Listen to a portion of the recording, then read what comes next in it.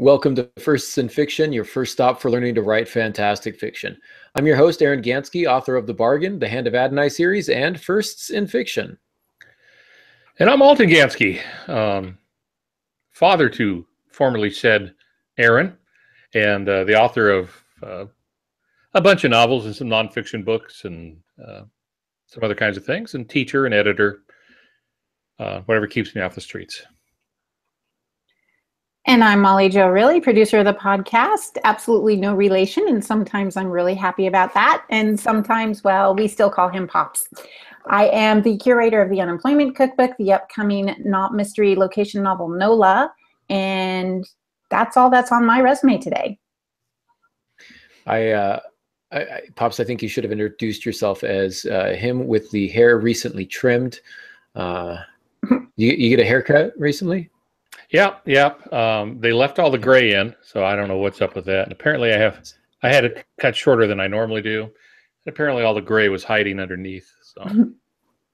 Well, it looks nice. It looks nice. And I'm just humbled that you actually claimed me as your son. You've spent a good portion of your life trying to deny that. Feeling a little bit of pride here. I'll try not to choke up and cry on camera, but hey, thanks for joining us, listeners. If you are listening to the audio only podcast, do want to remind you that you can watch us live on YouTube, 6:30 p.m. Pacific Standard Time every other Tuesday. You can also find us at aarongansky.com/firstinfictionlive. If you just go to aarongansky.com, you'll see a link there for it. If you're watching us on YouTube, a lot of visitors on YouTube. If you're one of them, we ask that you click that thumbs up button. Helps us out quite a bit.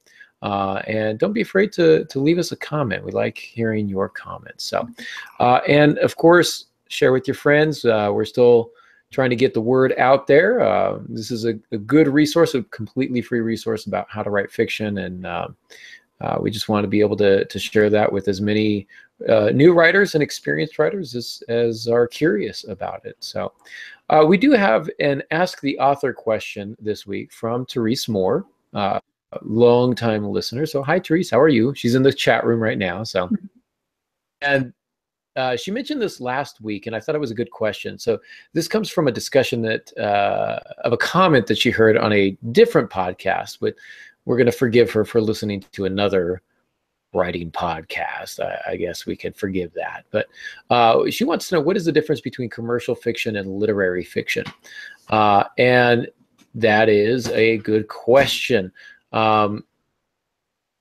It really boils down to a couple of things. I tend to think of commercial fiction as something that you write when you want to make the money, and literary fiction as something that you write when you want to win the awards. It really depends. You can do both, and there have been several examples of books that kind of have crossed that particular gap. I tend to find that literary fiction tends to rely more on the everyday man, the normal struggles, people trying to maintain jobs, marriages, those types of things. It's more character driven, more internal conflict than external conflict. Commercial fiction oftentimes tends to be more high concept, more plot driven, not necessarily as concerned with the characters, but a lot of things blow up. It's more for entertainment. And that's not to say that it's of less quality, less artistic quality. It's just a different thing. You tend to find some of the setups that are very similar. A romance, most romances are going to be somewhat similar. Most mysteries are going to be somewhat similar at the barest bones. The things that really separate it is when you get a good solid character in there, or kind of a new twist on an old plot. But it's really kind of an arbitrary distinction. Literary fiction is what you write if you want to sound super intelligent and fancy. Commercial fiction is what most literary writers refer to as big blockbuster novels when they want to feel better that they haven't sold 1 million copies. Well, that's just commercial fiction. And again, there's some really great commercial fiction that's very literary in nature, and some great literary works that have a lot of commercial success. Think kind of a distinguishing piece here. I'm sorry, my cat keeps bumping up against my table here. Oh, cats, why are you here? Nobody invited you. No, focus. Cormac McCarthy is more of a literary writer, but he's had a lot of commercial success. But then there's Twilight, let's say, which has had a ton of commercial success, but hasn't necessarily garnered the greatest literary reviews or artistic reviews, the critical reviews, we'll say. But there are several books out there that have both good critical acclaim and high commercial success. Game of Thrones being probably the most notable in recent memory here. Stephen King has written, I can't name how many awards that he's won. Harry Potter, the same type of thing, very commercially successful, but also very well written, and can kind of cross that line between literary fiction and commercial fiction. They become both, really. Pops, what are your thoughts on this? Well, I think if you ask 10 people to answer this, you'll probably get 12 different answers. And I think, as Aaron said, it's kind of arbitrary. I think it's an artificial distinction. I'm not sure where it comes from. Maybe it does come from those who, because literary fiction technically doesn't sell as much because, and the excuse he'll use is it's literary. I'm really not sure there is that big a difference. When I was in college, I took a class on argumentation. Now, that's not the argumentation that says I'm going to go pick a fight, but more along the lines of communication, getting to the point and getting understanding, that sort of thing. I remember two things. I learned two things out of that have really stuck with me. And one of those was when the professor said, always challenge the assumption. If, for example, if you're going to do formal debate, you always first challenge the assumption. And I think that when we come to questions like this, that's what we need to do. And the assumption is there is a difference between literary fiction and commercial fiction. And I'm going to say there isn't. I don't think any person who's considered literary, thinking some of the great masters, for example, if you want to think of Hemingway or some of the others that are considered literary, sat down and said, I'm a literary writer and I'm going to write literary fiction. What they did is they sat down to write the best story they could. And they did so, especially at that time, in language and stuff that we don't use as much today. So I'm going to just go out on a limb and say it's an artificial construct that people fall into. We like to divide things into categories. People are great for, pointing out what's different among other people, and genres. Cozy mystery writer doesn't hold police procedural writers in high regard, and the reverse is also true. They're both mysteries. It's just the approach that they've taken with it. Literary often holds up this idea of the struggle of character. It's more about character. I tried to look some of this up, and things I kept seeing were being regurgitated from one website to another. And that is, literary fiction is character-based, character-driven. Commercial fiction is not. And that's really nonsense. There's a lot of great commercial fiction. I'm rereading Dean Koontz's Soul Survivor, and it's about person. In fact, the first 20 pages are just heartrending, beautifully written, couldn't be better in any sense. And, if I were to just pull those pages out and give to somebody and tell it's from a famous literary writer, people would agree. So again, I think it's artificial. I don't like the distinction. It's usually something that's made after a book goes classic after a while. I always like to use the example of Moby Dick, which was generally panned as not being very good, and now it's a literary masterpiece. Given enough time, commercial fiction like that becomes literary. So I believe this is just a false dichotomy. Animal Farm, Old Man and the Sea, both literary, but they were also commercial and written to be as such and sold that way. But then later people declared them as literary. So I asked the question, what is Mary Shelley's Frankenstein? Okay, some people say that's literary. But what it is, it's a sci-fi horror. 280 pages of sci-fi horror. Probably the first true science fiction written. Not bad for, was she 20 years old when she wrote that? Okay. But it also examines what it means to be alive, what it means to be human, what it means about life after death, and if there is, and can you bring the dead back, and how do we treat people who are now different than us? So it's very, very literary. And if you want to go to the prose, some say literary has, you know, the more, I'm going to say flowery, but it's not really flowery because it's usually well constructed, but it has finer prose. What do you do with Ray Bradbury? Ray Bradbury is one of the greatest writers, especially in narrative. Fabulous stuff, borderline over the top writing, but he always brings it back just enough so that it's just beautiful without being overbearing. But he wrote fantasy stuff, often sci-fi fantasy, but nonetheless, that's what he did. And he could be classified as a literary master if he didn't write science fiction. He wouldn't call himself a science fiction writer, but that's what most people think of him as. So I really can't tell you. I can just tell you that I think it's a false distinction, and we don't need any more distinctions. Bradbury is considered to be a literary writer. He's widely read in schools these days. It feels like you might be able to say that literary fiction, and again, quotation marks here, is more thematically driven, perhaps more moralistic, and it explores questions like Frankenstein's, you know, what does it mean to be alive? What does it mean to be human? You know, it's something like a John Steinbeck's Grapes of Wrath, where you're taking on a social issue. But commercial fiction can do that as well. You can still have those types of questions brought up in a commercial novel. So again, Pops, like you say, it seems a little bit arbitrary. You do make a good point about people trying to classify things. And I think it's best demonstrated in the fact that when you really think about it, really try and boil things down, there are two types of people in the world. Those who try and group the types of people in the world into two groups, and those who don't. Yeah. So it's my old joke. Who divide the world into two types and those who don't, right?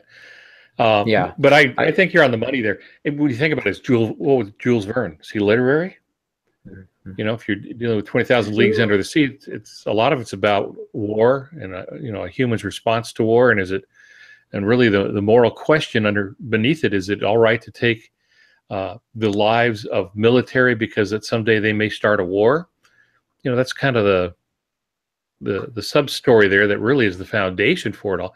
You can go through that with all of them. Old Yeller, you know, what's it like to be a boy and have to, you know, lose a dog, and on it goes. So I do agree that there's often more angst in literary, and a lot of it is deals with internal struggle, but not always. And I see a lot of commercial fiction that does the same thing. Jurassic Park, when science goes wild, loses control. Who's responsible for that? Should we be doing? And that's the underlying message. Should we be messing with life? So you get something like that 2001 Space Odyssey and technology gone wrong, and I, Robot, and all those types of things. Even Arthur C. Clarke's Rendezvous with Rama, one of the best novels, science fiction novels out there, you may even just say one of the best novels, has very little to do with characters. The characters, from my estimation, my reading, are somewhat shallow and one-dimensional and you know, interchangeable. They just served a purpose. They were a uniform more than they were a person. And that is not the type of book I like. I like books that are very heavy into character. But I loved Rendezvous with Rama. I mean, it still held my attention. It was still critically acclaimed. It was literary, you know, held up as a great literary work, you know, and so you're going to find books that break all these quote unquote rules. And back in the day, we did a lot of rules episodes, and what we keep coming back to is rules are usually good guidelines, but they're not hard and fast rules. They're not always deal breakers, and they shouldn't be, because you need somebody who's going to push those boundaries. I always think, when I'm writing, and I don't want to sound like I'm tooting my own horn here, but when I write my books, I tend to think of a concept, an interesting concept, kind of a commercial type concept, but then I try and think of how that's going to play out within the lives of specific characters. Who is Harrison Sawyer is a political conspiracy, but it's really about a father trying to go through the grieving process about his son, his estranged son, when he finds he's dead.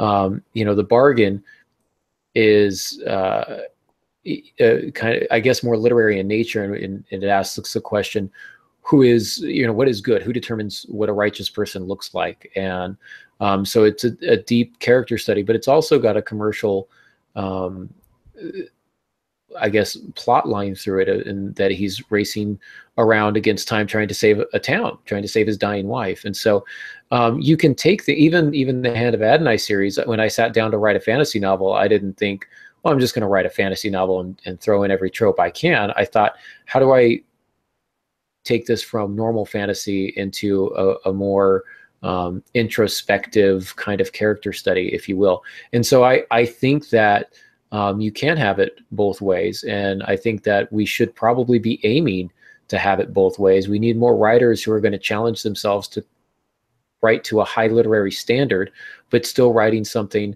that's going to appeal to the masses. There's nothing that says that you can't. You can do both. And really what it boils down to, I've been belaboring the point here, I apologize. Good writing is good writing. You want to throw a label on it, fine. But good writing is good writing. And there's no excuse to say I'm writing commercial fiction so I can be lazy. Stop writing. If that thought ever occurs to you, correct the thought or just give up. Every writer should sit down with the intention to write the best product they possibly can, regardless of who's going to call it commercial or literary. No one cares. You write the best book you can write. You let somebody else slap a label on it. A little bit, we're going to talk about the Beatles here, among other people. Yeah.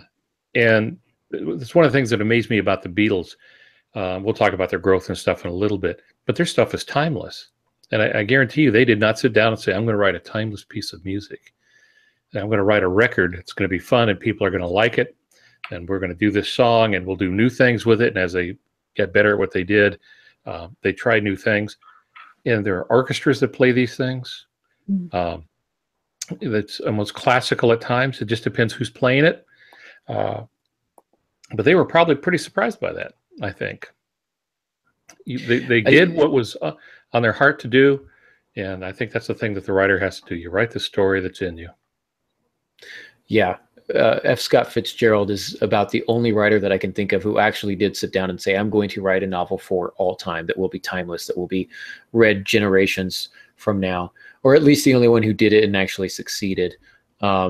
Maybe, but for the most part, the best writers, the best musicians, the best artists are the ones who sit down and say, I'm going to make something better than my last work. I'm going to continue to improve my craft. And so we've got a lot of new listeners, or a lot of aspiring writers, people who have not published before, who are trying to break into the business. And we've got writers who have been doing it for years, who have, a publishing history, that have novels to their names and things of that nature. And what brings them here is the fact, opportunity for them to improve their craft. And I'm not trying to say this like we are the greatest podcast ever, but you find ways to improve what you do, and that's how you end up becoming great. I feel like I went on a rabbit trail. Did I rabbit trail there too much? Well, a little bit, but I think you are bringing a good point. Like I said, I'm rereading Soul Survivor, Dean Koontz book, and I've forgotten how moving and how impressive his writing is. And he's a commercial writer. If you ask him, he'll tell you that. I'm a commercial writer. But if you get that thought out of your mind when you're reading it, you're thinking, well, I'm reading some quality stuff in the descriptions and how he builds characters. And the beginning's about a guy who's waiting to die because his family was killed in a plane wreck. And he has anxiety attacks, which cause him to relive the crash as though he were on the plane with his wife and his 2 kids. Oh gosh. And it's just heartrending, because as he goes through this stuff alone, and it is done beautifully. It's not fun. Don't get me wrong. It's just Dean Koontz is a master at some of this description stuff, and he's a commercial writer. Just because of the topic and the way people want to classify him, but he could be very literary. May have to pick that up. It's an interesting concept, very commercial type setup, but also very literary type setup. So, yeah. Well, we've talked a lot about writers, and this is a writing podcast, so it seems natural for us to smoothly transition into Beethoven, Mozart, Beatles, and Einstein, all of which are known, of course, for their wonderful novels and short No, stories and poetry that they put to, no, no, not as much. not so much. Maybe their now, bios, but so Pops, you some time ago actually gave a speech entitled "What Beethoven, Mozart, the Beatles, and Einstein Taught Me About Writing." I love that title. Fascinated with it. And one of the things that I personally love about it is the fact that it encourages writers to learn about their craft from sources that they may not necessarily think can benefit them. And it kind of goes back to what we were talking about earlier about trying to improve our craft, trying to do what we can, reading craft books, listening to podcasts about writing, reading good books, all that type of stuff. But that doesn't mean that we can't learn lessons about writing from other masters that were good at what they did. And I think that's awesome. So most writers, when you ask them who influenced you, they're going to mention Hemingway. They're going to talk about Arthur C. Clarke or Dean Koontz, like you mentioned, Pops, F. Scott Fitzgerald. One of my favorites, Edgar Allan Poe, maybe. But here, Pops, you say that these four have taught you a lot about writing, and none of them have written a book. What's that about? I was just thinking about Edgar Allan Poe, who, as most people know, wrote The Raven, and he was surprised at its success because it was just a practice piece for him. really, I did not know that. Yeah. And I'm thinking, okay, so this is the stuff the guy throws away. Oh, wow. I want to be like him. Yeah, that'll make you feel like a hack pretty quick. I was feeling pretty. It's just a simple poem. It's a little experiment, you know. Oh man, yeah, bet me.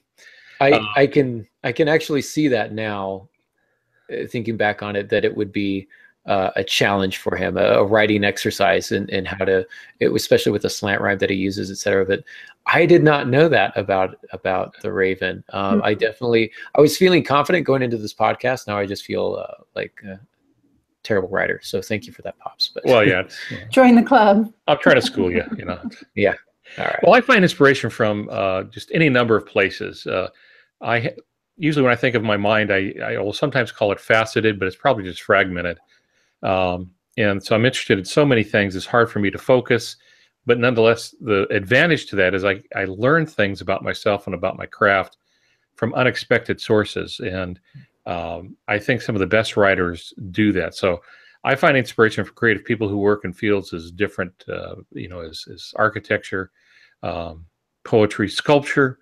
I'm amazed by sculpture. I can't do that kind of work. I can't paint. I don't think I could paint the outside of a house, let alone, a piece of art. But what I find is the more I know about creative people, the more it inspires my own creativity. Mm-hmm. And one day I had been asked to speak in Delaware, and this line came to me, just like sometimes story lines come to us. And that was, what did Beethoven, Mozart, the Beatles, and Einstein teach me about writing? So I did the speech on that. And so I'm just going to talk about those principles. We're going to share with each other about these basic principles of four very different, I'm going to say people. The Beatles were, a group, right, but creative entities, very, very different. Nonetheless, they were extremely creative, and they've inspired me in a number of ways.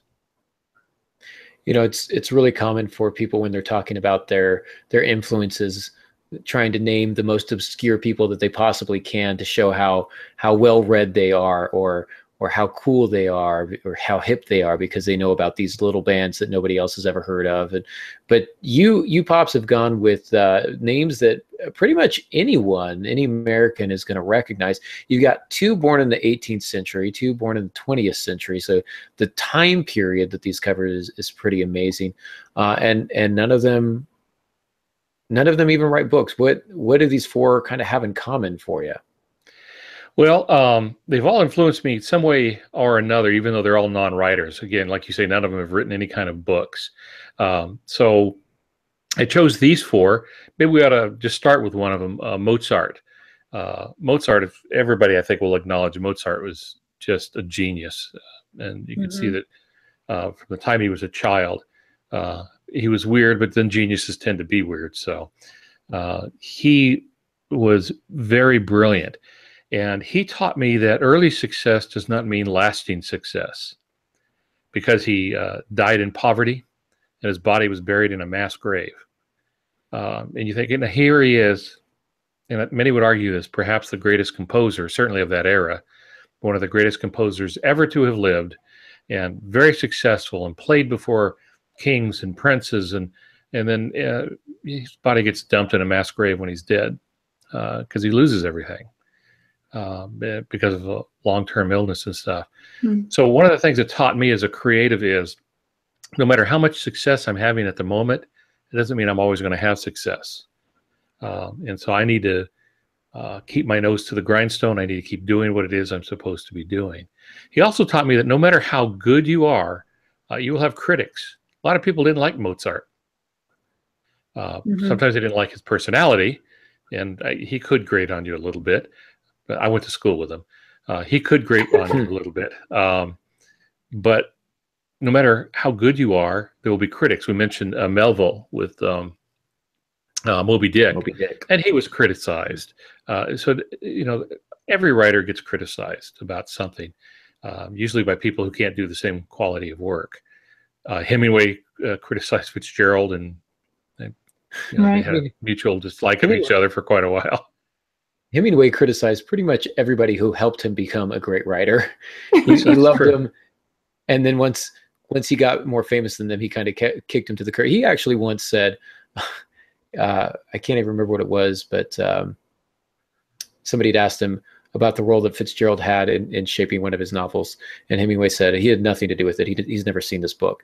And Fitzgerald is like, I gave you chapters worth of notes. I've got letters here to prove it. He's like, never happened. It's just weird stuff. Well, anyhow, I'm sorry. No, that's right. Hemingway had issues, which also seems to be another side note to creativity, that sometimes it brings issues with it. So anyway, he had plenty of critics, though everyone who listens to classical music really admires him. But a lot of that came later. He also taught me this, that not everyone will get it. Not everyone understood his music. And not everyone's going to understand the things that you write. I will probably be republishing one of my books fairly soon called Dark Moon. I always describe it as the book no one got. Just kind of went over their heads. That's a great sales pitch, by the way. Yeah, I know. I give that credit. Did I really publish this? And it's because they had several people had a false set of expectations from it. One, for example, is I don't fully resolve part of the mystery because it's not solvable. And so it would be disingenuous of me to fabricate something, to contrive something. But anyway, so, there's some criticism there. Everybody gets criticized. Most people don't like geniuses. They will always have something bad to say about them. That's why I don't have any friends. Yeah, that could be it. That could be it. That's it exactly. He also taught me about the power of mind. Mozart was brilliant in his way. Have you seen the movie Amadeus? But not for a long time. Yeah. It's a long movie. It is absolutely worth seeing. The character Salieri is amazing. It's a fine piece of work. But there's a scene in there because Mozart could be standoffish and stuff. His wife snuck out some of his work, took him to Salieri, who was the court composer, and gave the work to him for him to judge as to whether or not it's any good or could it be used. And so Salieri is going through it, and if you watch the movie, he's moving his hand, and the music's playing in his head, and it's remarkable. It's just remarkable. And I think he says something about seeing the earlier drafts, and she goes, "Oh no, that's the only draft." And he says, "But there's no corrections on it. There's nothing crossed out. There's no corrections. That's how he writes. He doesn't make corrections." Well, that's why no one liked him. Okay. Wow. It's just hard to be next to someone who's perfect like that. But it is his special kind of genius. He was hearing things other people couldn't hear. And that's the thing. He could hear the music in his head, and he would jot it down. So he'd hear it over and over in his mind. That's why he didn't have to make corrections. He had played it 1,000 times in his mind, and he could literally hear it in his brain. The movie did a great job of showing this, and at the end, as he's dying, they're playing some of his music from the Requiem, and it's him hearing it in his mind. He would hear it, then he'd write it down on paper, then he would share it. So to wind up Mozart here, he taught me the power of dedication to craft. He loved what he did, and he paid the price for it. But he was fully invested in it. He said this, he said, "It is a mistake to think that the practice of my art has become easy to me. I assure you, dear friend, no one has given so much care to the study of composition as I.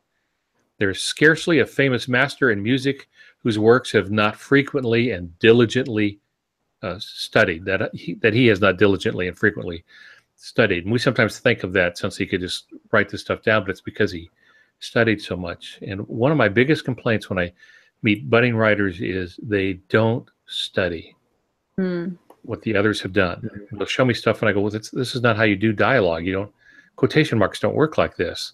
Well, I'm not worried about that. Well, it tells me that they've not done any study about this. Mozart, if Mozart had to study, trust me, we need to study. And that's why he's so great. And that's why it seems so easy. We meet people as writers who constantly say, how could you write a book? I could never do that. But it must be so easy for you, right? No, I mean, you think we're not sitting down and putting in hours every day trying to put a novel together? You think we're not going back and making edits? I mean, this is something that we do. And we may not all enjoy the entire process, but we do it. And we also study. I mean, we, even as it's podcast Pops, you and I are constantly reading craft books, talking with other writers, trying to increase the input into our lives so that we could be, qualified teachers and better writers. It's what you do. And so if you ever see somebody you think it's easy, it's probably not. And the other part of that I would say is the more you study, the easier it does become.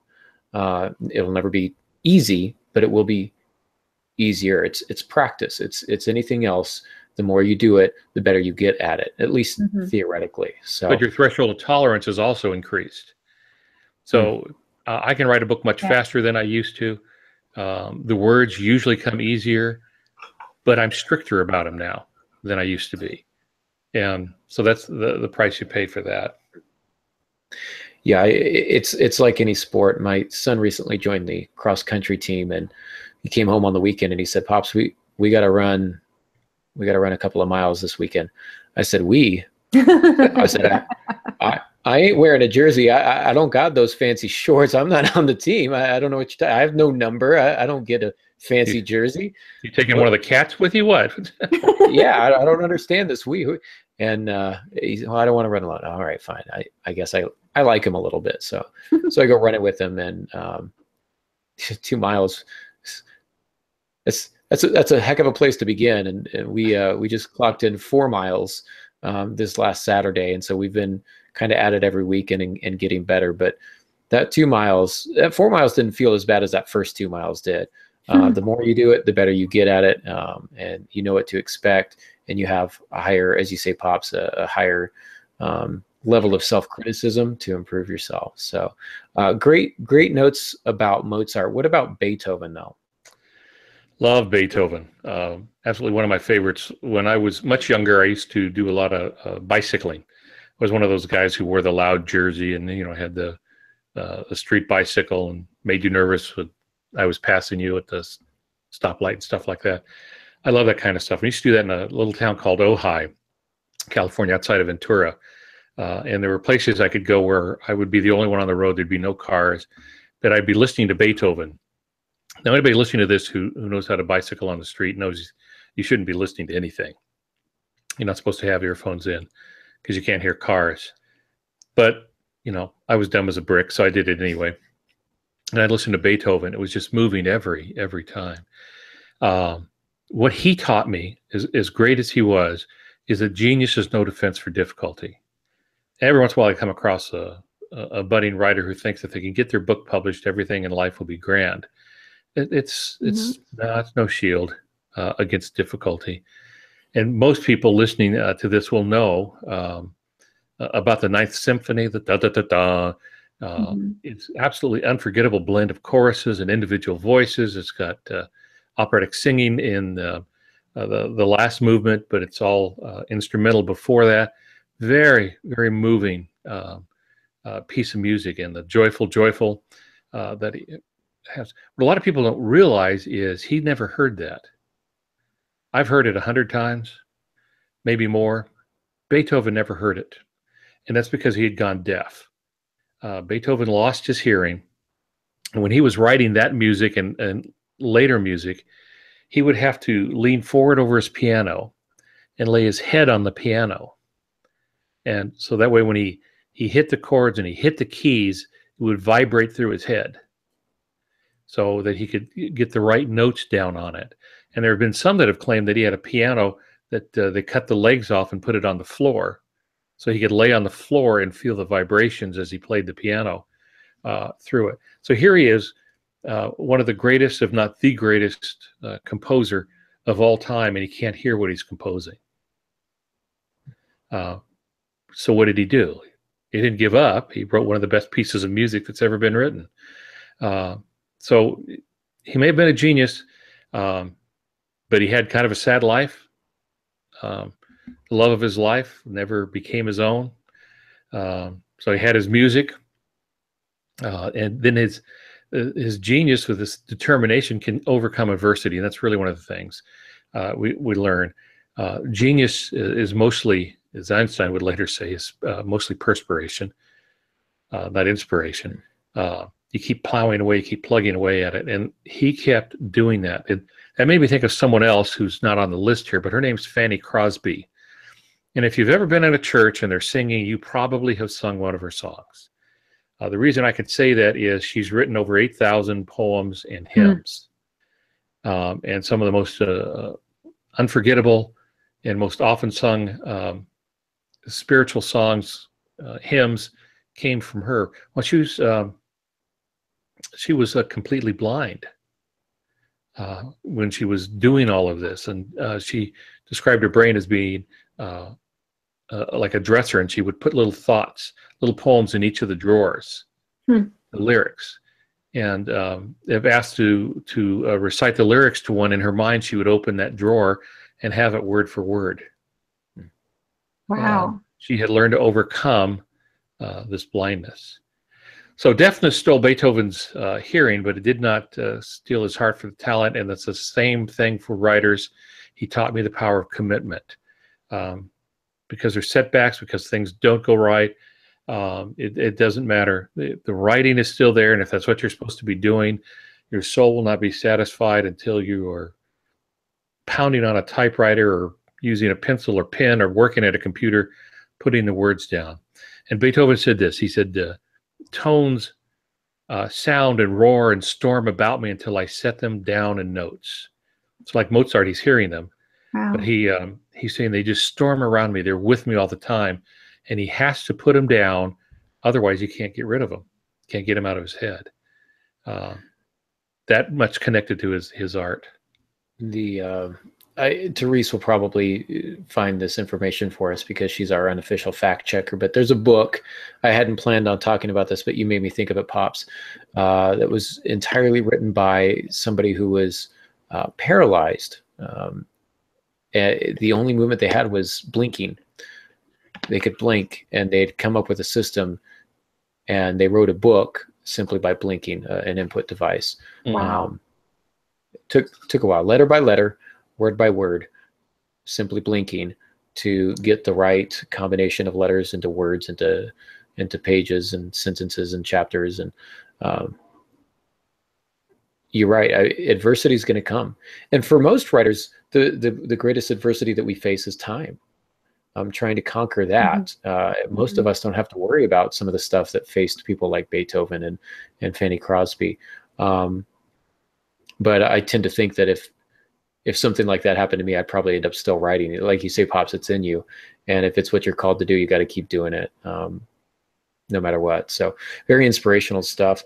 The Beatles, though, are always interesting to me. I'm not well listened, I guess you would say, to the Beatles. Caught one of their albums. Wait, I know. Wait. I know. Molly, you and I will talk, okay? Okay. So Yeah, you're done. You're fired. I'm taking over point now. is- So, Al. My point is, I was doing some homework and actually listening to the Beatles, Sgt. Pepper's Lonely Hearts Club Band. Really interesting stuff. I think I think what it is I need to hear more of their stuff, because as you're going to talk about, Pop, some of the creativity that they expressed and what they did with music. As a musician myself, I've always respected what they've done. But I don't know that I ever really studied them the way I should have as a musician. So now I want to go back and study them, not only as a musician, but as a writer, to see what they've done. But I'm sure that the lessons that I would learn from them, Pops, are probably going to be maybe similar to yours, but maybe different. What have you learned from the Beatles? Wait. But before you get into that, Al, real quick, Aaron, you know how when you started mentoring me, you said I had homework and I had to read certain craft books each month? Yes. So now your homework is you have to watch the Beatles' Yellow Submarine. Okay. The movie? Yeah. I will, again, I'll try and find some time, but yeah, that's my homework. I got it. Okay. Go ahead, Al. Thank you, Professor. I'm just thinking all the comments I don't want to put into the podcast about the best way to watch that. Yeah, no. Yeah, Don't the give Beatles. Don't give him any direction. He'll figure it out. The Beatles are a set of geniuses, which you don't normally see with that. Here's what they taught me. Creativity can come early. They were boys when they hit it. When Paul McCartney met John Lennon, Lennon was playing with a different little band. It was a high school band at a church function. And they connected. And Paul said, "Hey, well, you want to play some music?" And then they mentioned George Harrison, who played, it was really their primary guitarist. That's where his real skill was. And then they end up becoming a band of four, and then the drummer leaves and they bring in Ringo, and then it all meshed. So it can come early. Having said that, we can probably give you some examples where creativity came late. So, it's because it hasn't come early to you doesn't mean you're out of the game. It comes at different times. It comes when it comes. And it came early to them. They were really just high school students when they first met. They hit it big. Not long after that, really playing in Germany mostly. But when they began, I guess my point with all of that is creativity is not always a lonely pursuit. And that's true with writing. The best writing has had great editors, encouragers, other things like that. But the other thing is they really grew in their art, and they did so quickly.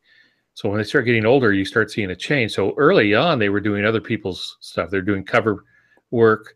And then people, when they hit it, then, I Want to Hold Your Hand and stuff like that were written by other people.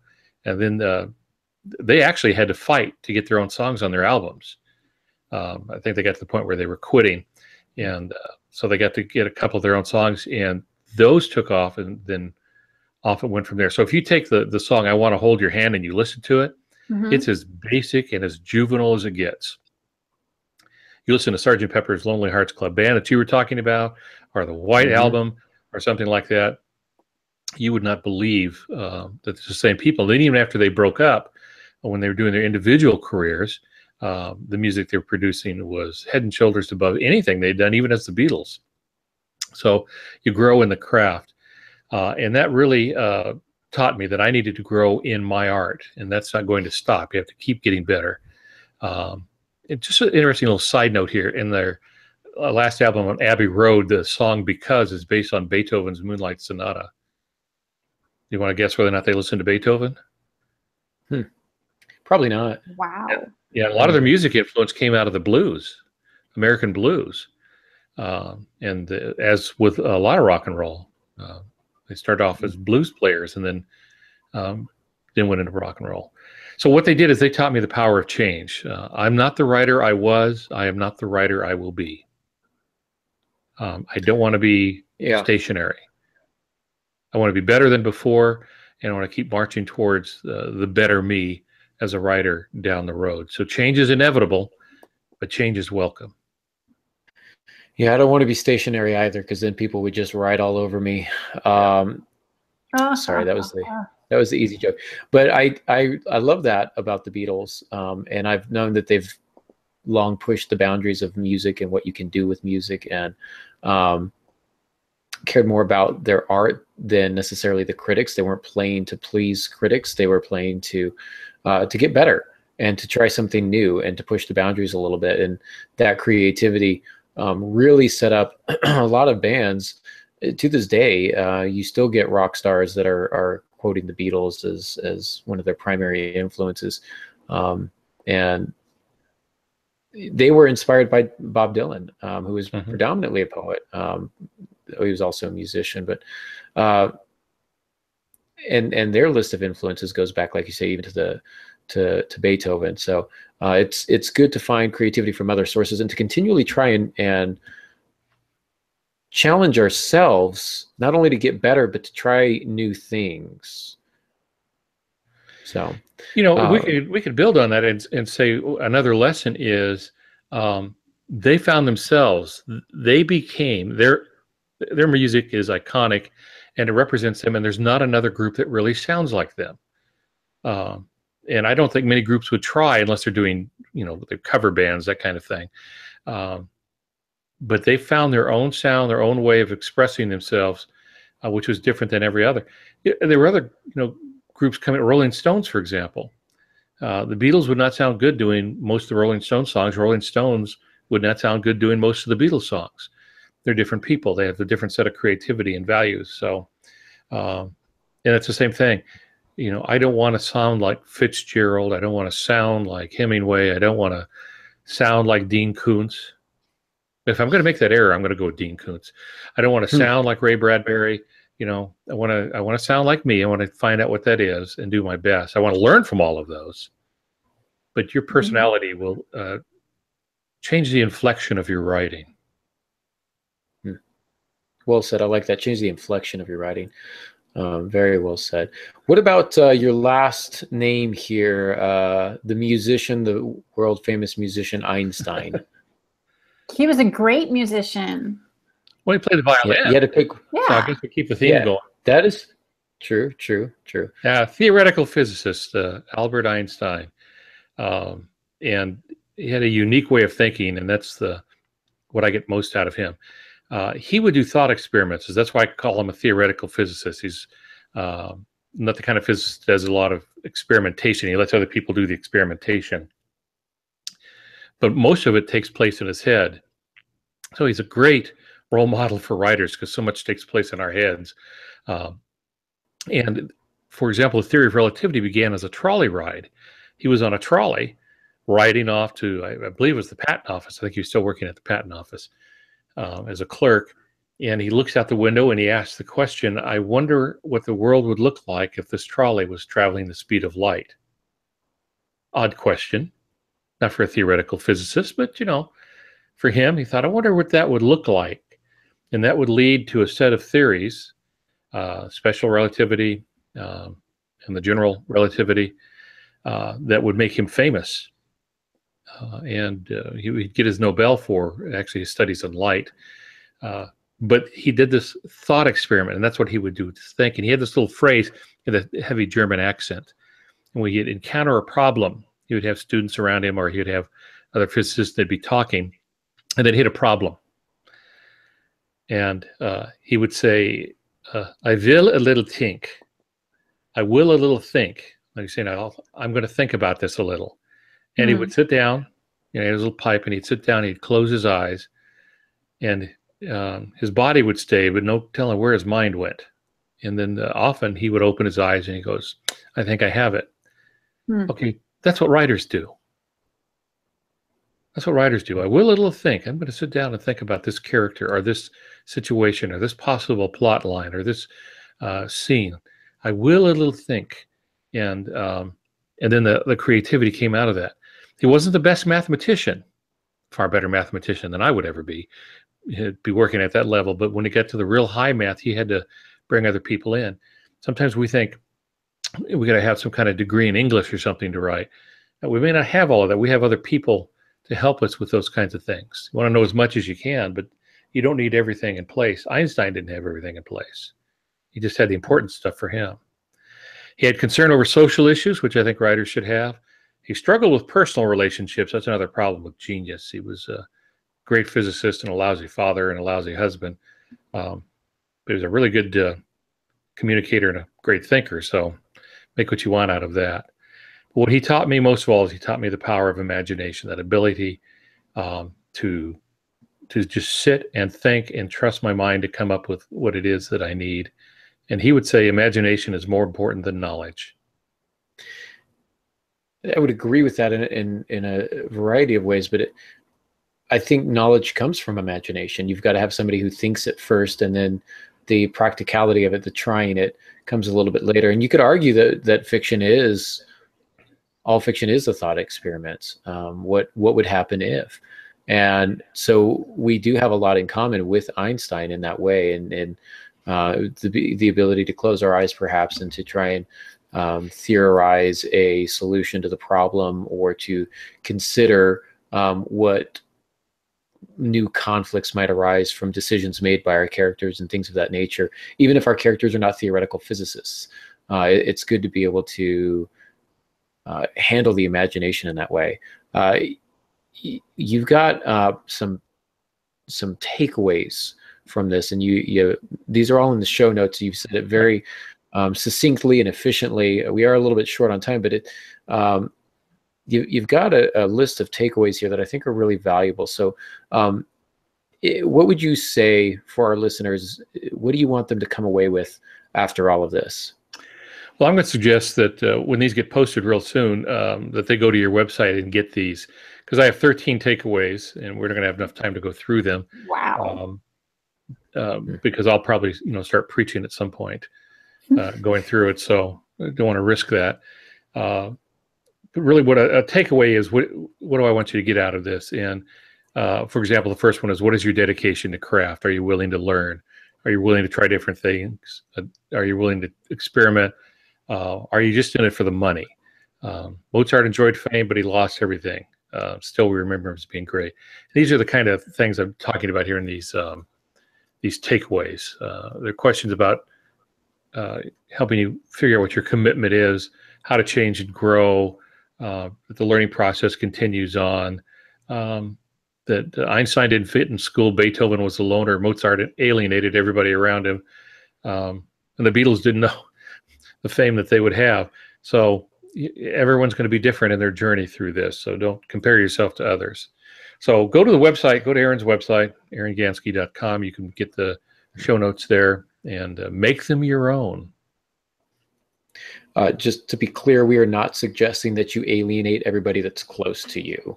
It's not part of the prescription of being a good writer. It's just, if you have, it just means you're in good company. That's all it means. So I didn't do it on purpose. Now, Molly, you do. We've had kind of a full chat room tonight. Yeah. Any questions or comments from the chat room? I had a couple of comments. It was really good chat. Everybody kicking in. Right up front, Jacqueline Patterson says, somebody tell Aaron I've made tons of progress in my edits this week. I'll be handing it over to Stephen James's editor soon, so she's excited about that. And she also says she's scared, but we're not supposed to share that with the world. Oops, I'm sorry, Jacqueline. Wow. You've been thrown under the bus so many times, it's just natural for you to do the same. It is. How it works. She's one of my besties, so she knows. I mean, she put it out there anyway, so, well, Jacqueline, I'll say this is, it's all right to be scared. I've done this many, many times, and so I can assure you, I'm scared all the time. I send it in. I'll send it in, I go, whoopee, I'm done, and then my second thought is, now they're going to find out I can't write. Every book was that way. Now they're going to find out I can't write. Yeah. This is the one that's going to ruin me. I'm glad you said that, because I'm so close to finishing NOLA that I don't want to finish it.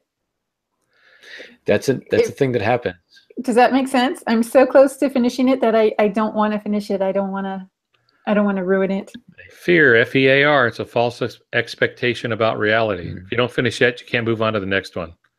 I'm okay with that. I've lived with these characters for 5 years, and I don't want them to go bye-bye. They don't.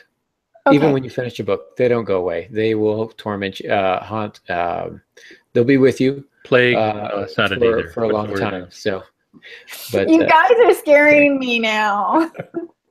Okay, how I so felt when I finished book 4 of Hand of Adonai. That was rough.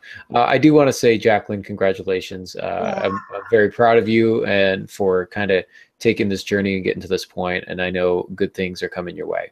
super, super proud of you, Jack. Dave Fessenden asked at the beginning, what about Pulp Fiction? It is neither literary or commercial. Nor pulp. fiction. It's pulp.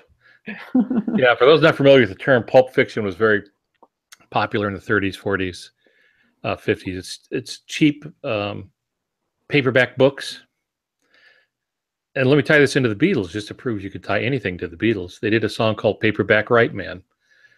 I want to be a paperback writer. Yeah, I want to be a paperback writer. Yeah, that's probably truly commercial.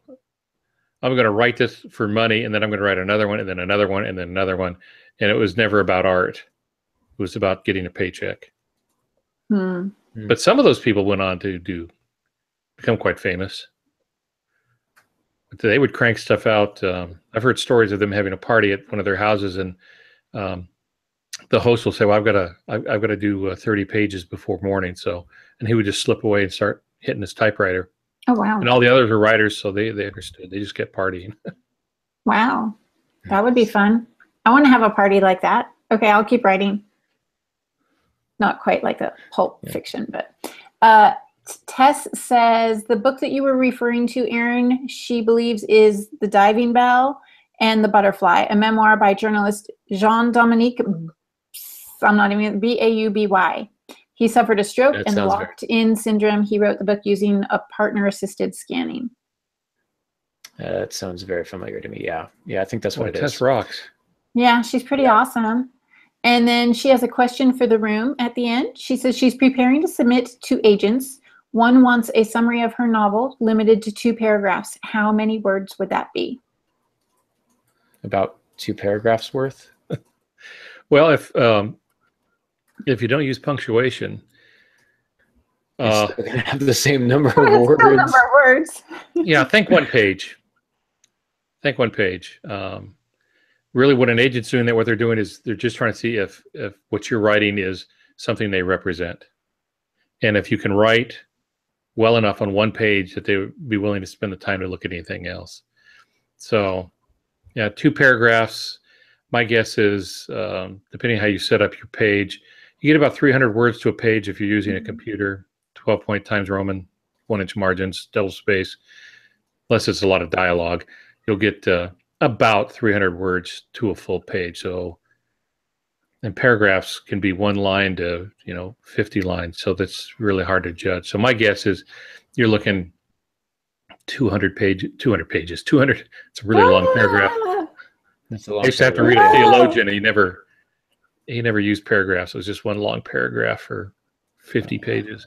But anyway, it's you're probably. No, I just completely baffled at what I was going to say. You're probably looking at about 200 words or so. That sounds about right.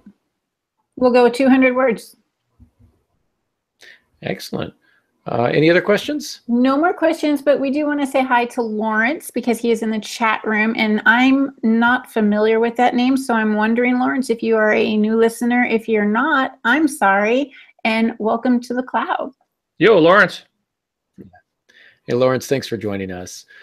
Before we sign off for tonight, I just want to mention again, Molly Jo, in the chat room, you put an image of this, but I've decided to donate $1 of every sale for Heart Song. So every time somebody purchases a copy of Heart Song, I'll donate $1 to the hurricane relief efforts for Irma and Harvey and all of that. So if you haven't bought a copy, now would be a good time. Don't feel compelled to do it, but I just want to throw that out there. And Molly will tell you what an uplifting book it is. And it will change your life forever. Yes. And it's just it'll make you want to smiles and rainbows. No. It's smiles and rainbows the whole way. It's horrible. It's horrible real life drama relationships.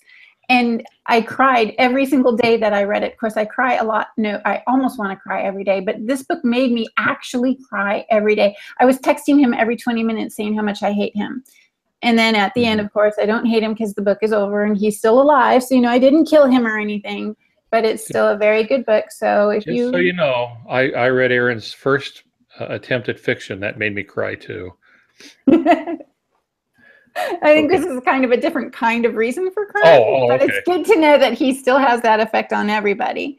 It is a very heart-wrenching book, and it's very beautiful. And he co-wrote it with Cindy Sproles under the name of Kay Morrison. It's on sale at Amazon, and they are donating $1 per sale to the hurricane relief efforts. Regardless of if you buy it e-version or print version, doesn't matter. I'll still donate $1. Yeah. So do what's best for you. But thanks for that. And our hearts are with those in Houston and in Florida. And so hope things are improving over there. And for those of you on that side of the coast, hope you're all safe and sound and families all safe and sound. So next time in 2 weeks, we'll be doing Brace Yourself, 4 Things You Must Do. I'd like to give you a sneak peek, but you're just going to have to wait. So we do thank you all for listening. And until next week, good writing.